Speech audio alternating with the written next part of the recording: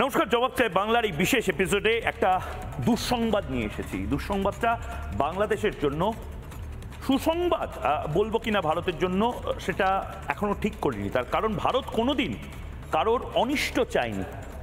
ভারত বিশ্বগুরু হিসেবে থাকতে চেয়েছে, বিশ্ববন্ধু হিসেবে থাকতে চেয়েছে। আমার পাশের দেশ বা নির্দিষ্টভাবে বলতে গেলে নিজের বাচ্চার অনিষ্ট কি কেউ চায়?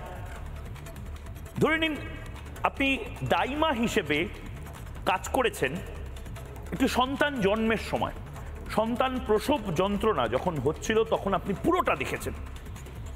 এই গোটা এপিসোডটায় আপনার ভূমিকা ছিল মায়ের মতন। আপনি কি কখনো চাইবেন আপনার সন্তানের অনিষ্ট হোক? না, আমিও চাই না, আমরাও চাই না। বাংলাদেশের অনিষ্ট হোক আমরা চাই না, কিন্তু আজ বলতে বাধ্য হচ্ছি যে ব্রেকিং নিউজ দিয়ে এই মুহূর্তে আমরা জবাব চাই বাংলা শুরু করছি।